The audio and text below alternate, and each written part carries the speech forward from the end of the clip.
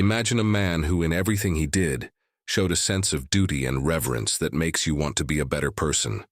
That was Job, a man living in the East, known not just for his immense wealth, but above all for his unwavering devotion to God. He was the kind of person who did everything with intention and purpose. The Bible describes him as righteous and upright, someone who feared God and shunned evil. Think about it. In a world full of distractions and temptations, Job chose to live a disciplined life, always striving to do what was right. Honestly, who wouldn't want such a rock-solid moral foundation today? Job had a big, close-knit family, 10 kids who, like any group of siblings, loved celebrating and getting together. He loved them deeply, but above all he cared about their spirituality. He was like that parent who, while watching their kids live joyfully, wondered if their hearts were aligned with what God expected. That's why he regularly offered sacrifices, saying, "Perhaps my children have sinned and cursed God in their hearts." Job's constant dedication makes us think, are we prioritizing our spiritual lives the way we should? Job's wealth was staggering. He owned thousands of sheep, camels, oxen, and donkeys, along with a massive number of servants. He wasn't just rich, he was the greatest man among all the people of the East. But even with all of that, his wealth never seemed to define him. Instead, Job showed that it's possible to be both prosperous and humble. That's something we all struggle with, especially in a world where material things often overshadow the spiritual. Are we balancing these areas of life as well as Job did? One fascinating thing about Job was his consistency. He didn't just show his faith in moments of need. It was a way of life for him. These days, it's pretty common to see people turn to God only during a crisis.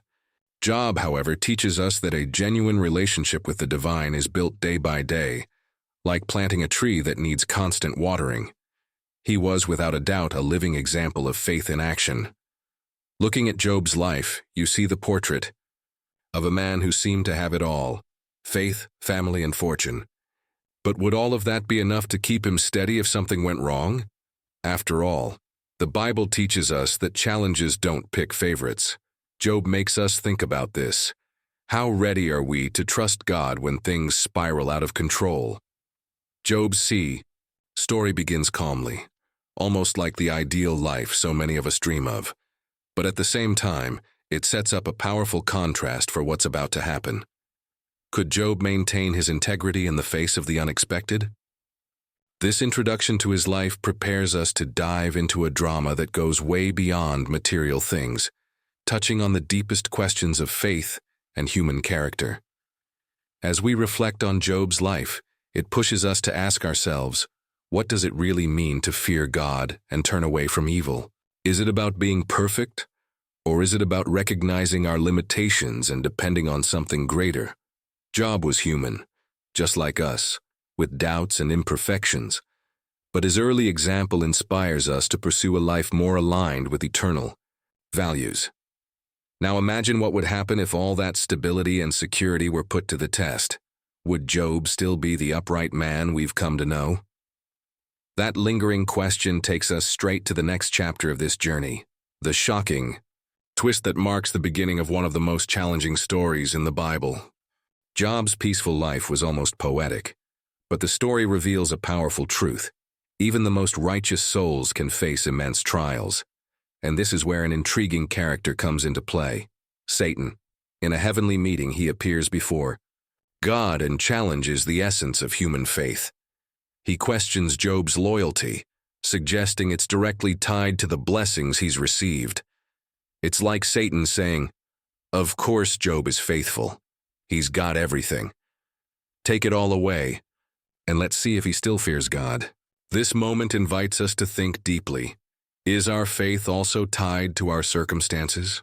It's easy to praise God when life's smooth sailing, but what about when we're hit with loss or challenges? Satan implies Job's devotion is shallow, rooted in material gain rather than genuine faith. This kind of provocation forces us to examine what truly sustains our relationship with the divine. And then God does something surprising. He allows Satan to test Job but sets a clear boundary. Everything he has is in your power, but don't lay a finger on his life. This divine permission teaches us something profound about God's sovereignty. Even in trials, there's a limit, and God remains in control. That's a comforting thought during tough times, knowing that no matter how chaotic things feel, nothing is outside his oversight. Just imagine the weight of that heavenly dialogue. The idea that suffering might be part of a greater plan is challenging, no doubt, but it also helps us see that our struggles may serve a purpose beyond our understanding. When life gets hard, how often do we ask, "Why is this happening to me?" Job's story reminds us there's more at play than we can see or grasp. Satan's challenge brings up an interesting tension, the difference between genuine faith and conditional faith.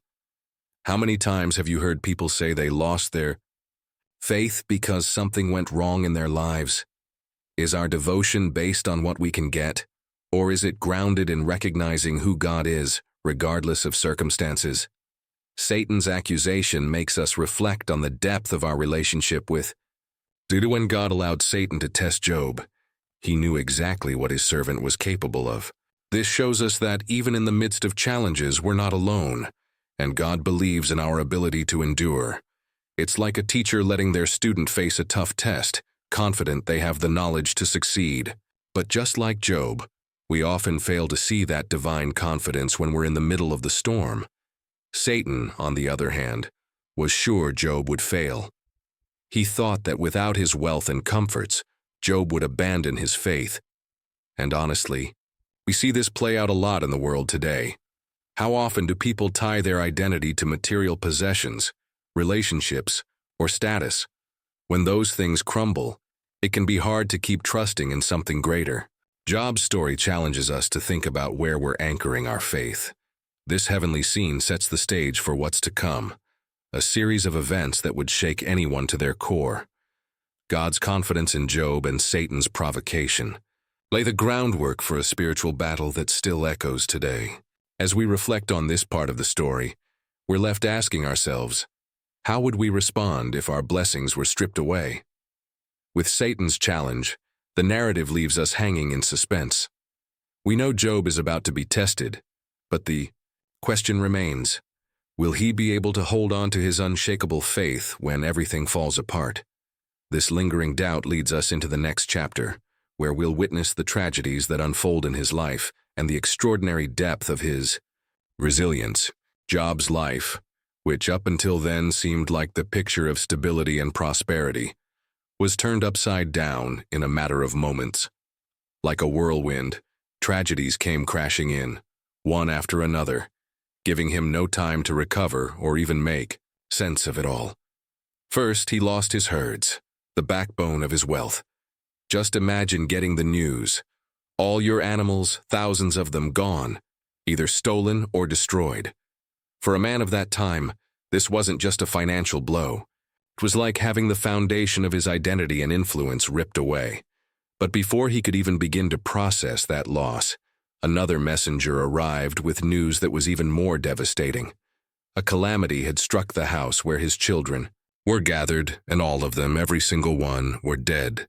Job, who had faithfully prayed and offered sacrifices on their behalf, was now facing the unimaginable grief of losing his entire family. This wasn't just material loss. It was a wound so deep that words could never fully capture it. If you've ever lost someone dear to you, you know this pain isn't just physical, it pierces the soul. And as if that weren't enough, Job's own health was taken from him. Painful sores broke out all over his body, leaving him in physical agony that mirrored the emotional and spiritual chaos he was enduring. The man who had once been admired for his integrity and status was now sitting in the dirt, scraping his sories with a broken piece of pottery. It's a heartbreaking image, a once prosperous man reduced to absolute desolation. But in the midst of all this, Job did something extraordinary. He tore his robe, a sign of deep mourning, and fell to the ground in worship. He said, "The Lord gave and the Lord has taken away. Blessed be the name of the Lord." That statement defies human logic. How can someone praise God in the face of such overwhelming loss? It shows that Job saw beyond the material. He understood that his life was in the hands of something far greater. Job's response challenges us to think about how we handle our own losses. When life throws us curveballs, it's so easy to lash out or look for someone to blame. But Job teaches us that even in the depths of pain, there's room for reverence and surrender. Doesn't mean ignoring the suffering. It means trusting that there's a greater purpose even when we can't see it. Now, put yourself in Job's shoes. What would you do if everything you had was taken away? So often our faith is tested, not just by adversity, but by our willingness to trust God when everything seems lost. Job shows us that real faith isn't tied to circumstances. It's grounded in who God is. These tragedies also reveal something profound about human nature, our tendency to seek quick explanations for suffering. And it's in this vulnerable moment that those around Job begin to question his integrity, as we'll see later. But for now, the story invites us to reflect on Job's silence in the face of the unexplainable.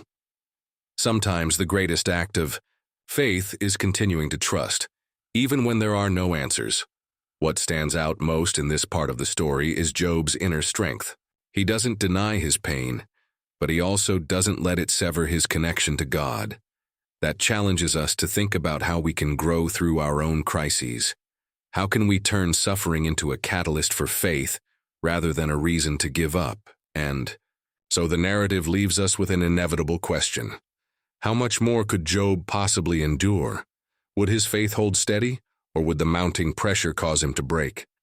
This is where his friends enter the picture, ready to offer their advice and comfort, or will they only add to his doubts and pain? After all the tragedies that struck Job, his friends, Eliphaz, Bildad, and Zophar, came to visit him. At first, it seemed like they'd be the emotional support he desperately needed. When they saw Job from a distance, they barely recognized him. His suffering had changed him so much. In a show of empathy, they sat with him in silence for 7 days and 7 nights, sharing in his grief without saying a word. Sometimes, silence can be the most powerful form of comfort, especially when words just don't seem enough. But what started as solidarity quickly took a different turn. When his friends finally began to speak, their words didn't offer comfort. They brought accusations. They suggested that maybe Job was suffering because of some hidden sin. Eliphaz was the first to hint at this, saying, "The innocent don't perish." Imagine how painful that must have been. On top of everything else, Job now had to deal with accusations from the very people who were supposed to be his support system. This is such a familiar dynamic, isn't it? How often, during tough times, do we face judgment from the people who should be lifting us up? Many of us have experienced not just the pain of our circumstances, but also the added burden of others, implying that we somehow brought it on ourselves. Job, however, held on to his integrity, insisting that he had done nothing to deserve such suffering. Bildad was even more blunt, suggesting that maybe Job's children had died because of their own sin. Ouch. It's hard to imagine a more insensitive thing to say to someone who's mourning. This kind of thinking reflects a deeply ingrained human tendency, the need to explain the unexplainable. Unfortunately, in many cases, this quest for answers ends up causing more harm than good. And then there was Zophar, who didn't hold back at all. He outright accused Job of lying about his innocence and told him he should just accept his suffering as just punishment. It's incredible how people, even with good intentions, can be so destructive when they don't fully understand the situation. This part of the story reminds us how important it is to choose our words carefully, especially when we're trying to support someone in pain. Job's response, though, was raw and honest. He expressed his pain openly and stood firm in his innocence, refusing to accept the false accusations of his friends. That's inspiring, seeing someone who, even in their darkest moments, defends their truth.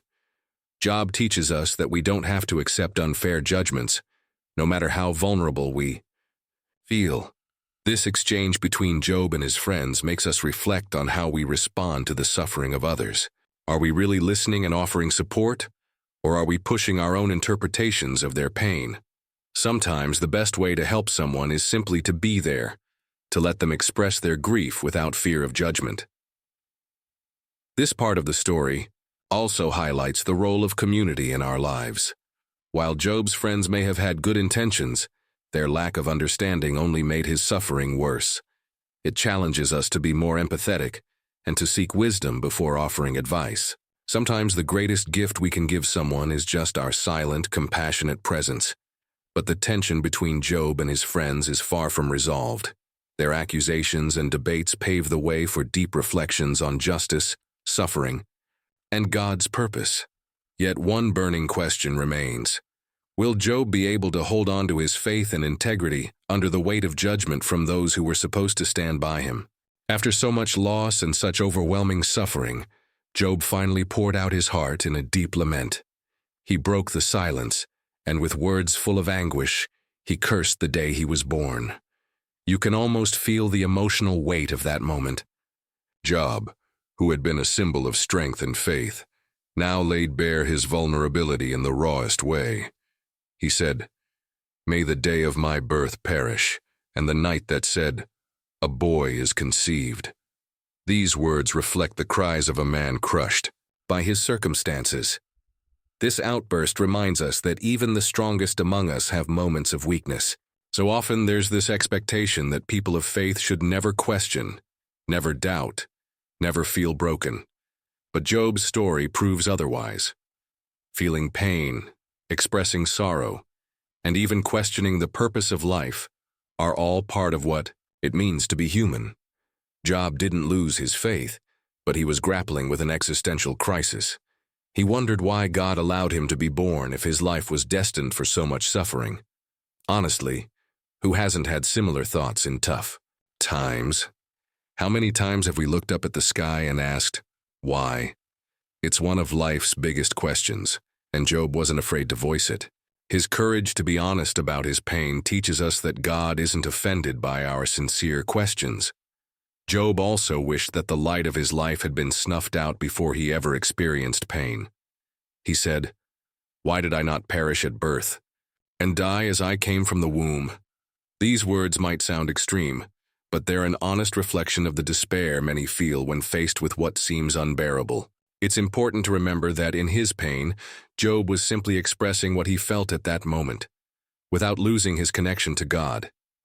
In his lament, Job also raised profound questions about why God allows those in pain to continue living. He said, "Why is light given to those in misery, and life to the bitter of soul?" These words echo the cries of countless people who face deep struggles. While the Bible doesn't offer easy answers, it reminds us that these questions aren't new, they're woven into the human experience. What's remarkable is that even in his despair, Job never cursed God. He cursed the day he was born, questioned the meaning of his life, but maintained his reverence for the Creator. This shows us that it's possible to be brutally honest about our emotions without losing our faith. Job was real about his pain, but he never turned his back on God. If you've ever been through deep sadness, you know how easy it is to feel isolated, like no one could possibly understand what you're going through. But Job's story reminds us that we're not alone in our struggles. His lament is a powerful example that even the most righteous go through seasons of darkness. What's interesting is that even in his lament, Job didn't reject the idea that his life had purpose. He was confused and anguished, but he was still searching for answers. That search for meaning is something we all share, especially in times of pain. And as we'll see in the chapters ahead, Job's search would lead him to a deeper understanding of both God and himself. Through his words, Job teaches us that there's no shame in lamenting, questioning, or crying. True strength isn't about avoiding these emotions. It's about facing them and still holding on to faith. And that leaves us with an important question. How will Job handle the answers, or the lack of answers, to his cries? After Job's heartfelt outburst, the atmosphere between him and his friends became even more intense. What started as an attempt to console him turned into long, heated philosophical debates about justice, suffering, and God's purpose. Eliphaz, Bildad, and Zophar, each with their own perspectives, tried to explain why Job was going through so much pain. Their conversations are packed with questions that still resonate today. Why do bad things happen to good people? Is God fair in allowing suffering? Eliphaz kicked things off with an argument rooted in experience. He suggested that Job's suffering had to be the result of some sin. To him, God was just and would never let an innocent person endure so much hardship. It's a line of thinking we've all heard before, the idea that suffering is always a direct consequence of our actions. But is that really true? The Bible shows us that life is far more complex than this oversimplified cause and effect logic. Bildad followed with a more legalistic approach. He all but accused Job of hypocrisy, claiming that if Job were truly righteous, God would have already restored him. Bildad believed firmly that God rewards the righteous and punishes sinners without exception. This mindset makes us reflect on how quick we are to judge others based on appearances. How many times have we looked at someone's struggles and thought, they must have done something wrong? Zophar, on the other hand, took an even harsher stance. He went so far as to say that Job deserved an even greater punishment. Zophar embodied the strictest view of all, seeing God as an unforgiving judge who has no tolerance for human flaws. Unfortunately, this kind of perspective still exists today. People who see God as someone eager to punish, rather than a loving Father who understands our weaknesses. As his friend spoke, Job stood his ground. He maintained his innocence and challenged the logic behind their arguments. His speeches were filled with profound questions. How can a mortal be righteous before God? Why does God allow the wicked to prosper while the righteous suffer? These questions still strike a chord because they touch on the core of human doubts about divine justice and suffering. Job also pushed back against his friend's idea that God was predictable and easy to understand. He acknowledged God's greatness, but emphasized that his ways are beyond human comprehension. This is a pivotal moment in the story. Job's humility, in admitting that, even with all his pain and questions, he didn't have all the answers. It's a reminder that we don't need to understand everything to trust God. The debates between Job and his friends also raise an important question about how we respond to others' suffering. Are we truly listening with empathy, or are we imposing our own views? Job was seeking comfort and understanding, but all he got were judgments and theories. This part of the story challenges us to be more compassionate and less quick to point fingers. Despite the accusations and tension, these dialogues brought up profound reflections on life and faith. They show that, even in the midst of disagreement, there's room for intellectual and spiritual growth. Job's search for answers wasn't just about his own situation. It was about understanding God's greater purpose for humanity. These philosophical discussions set the stage for something bigger. They don't provide definitive answers, but lay the groundwork for the story's climax, when God finally speaks. Until then, we're left with a crucial question. Will Job's doubts and debates lead him to a deeper understanding, or pull him further away from his faith? Amid all the debates, accusations, and soul-searching, one thing became crystal clear. Job wasn't about to abandon his faith in God. He was confused, hurt, and even frustrated, but his trust in God's character remained unshaken. Job understood that God was sovereign, even if he couldn't make sense of his suffering. That unwavering stance is, without a doubt, one of the most powerful testimonies in Job's story.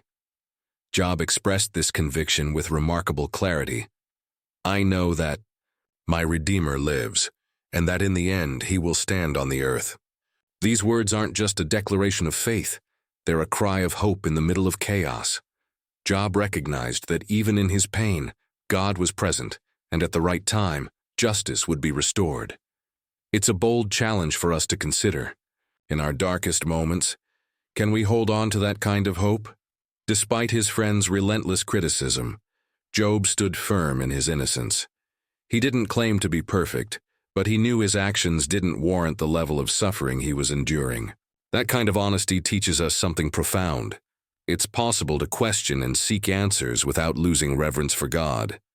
Job wasn't afraid to wrestle with his questions, but he never disrespected God's character.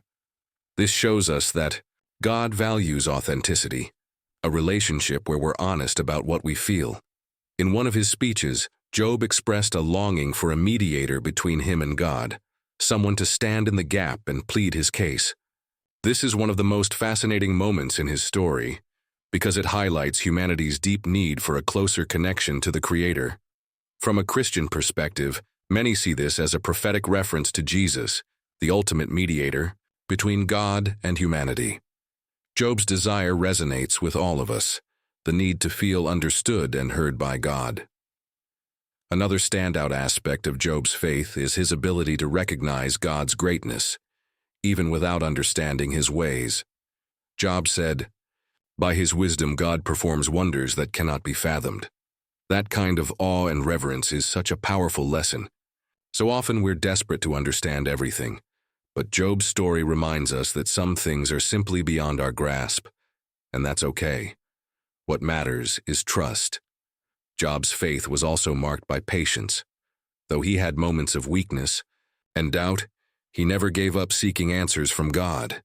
That persistence is something we all need to nurture in our own lives. When life gets tough, it's tempting to throw in the towel. But Job shows us that pressing on, even when the path ahead seems impossible, is always worth it. Meanwhile, his friends kept insisting that Job confess to some hidden sin, but he refused to accept their accusations. Job knew who he was, and more importantly, he knew who God was. That kind of confidence in both his identity and God's goodness is a lesson for all of us. In a world full of voices trying to tear us down, it's essential to stay grounded in who and what we believe. This part of the story also reminds us that faith isn't just about answers, it's about relationship.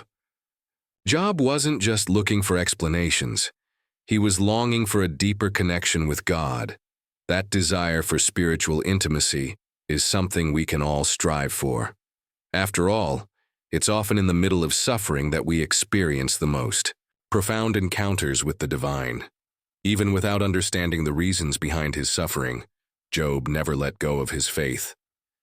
He shows us that real trust in God doesn't depend on favorable circumstances, but on an unshakable belief that He's in control.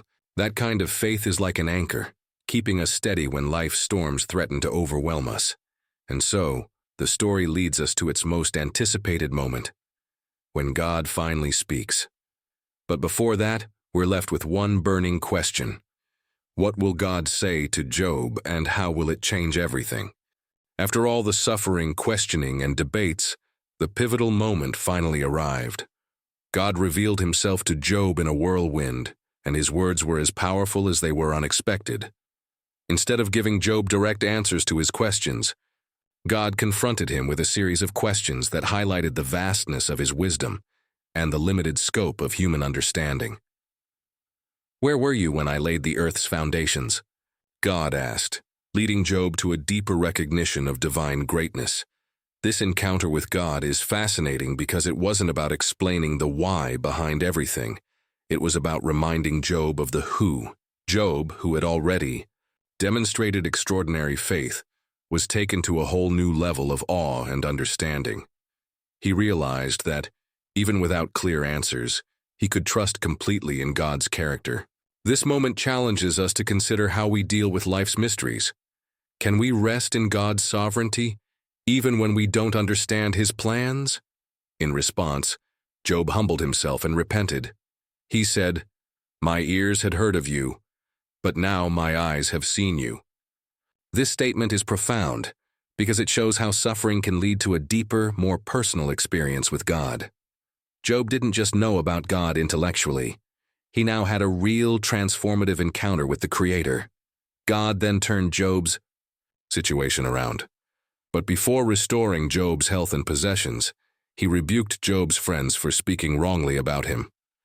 God instructed them to offer sacrifices and asked Job to pray for them.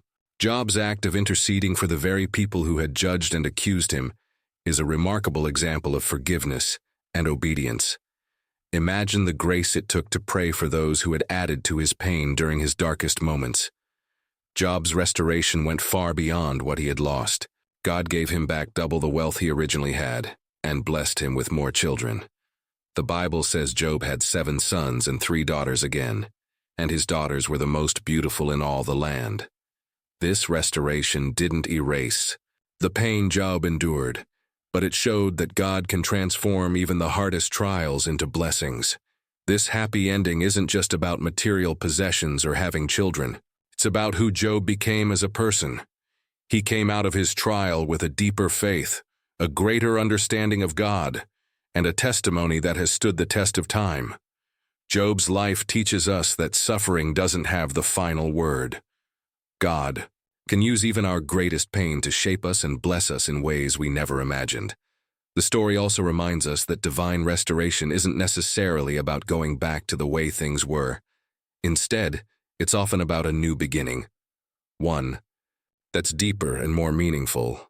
When we go through challenges, we can emerge stronger, wiser, and better equipped to fulfill God's purpose for our lives. What stands out most is Job's unwavering trust, even in the moments when all hope seemed lost. That trust was rewarded with a full life and renewed intimacy with God. Job lived another 140 years after his restoration, seeing his children, grandchildren, and even his great-great-grandchildren. He died old and full of days, satisfied with the life he had lived. But the true lesson of Job's restoration goes beyond wealth or family. It points us to a God who is faithful, just, and always present, even in the darkest circumstances. The story leaves us with an important question. How can we allow our own struggles to draw us into a deeper relationship with God, just as Job's suffering ultimately did? Job's journey is so much more than a story about suffering and restoration. It's an invitation for all of us to reflect on how we deal with life's challenges.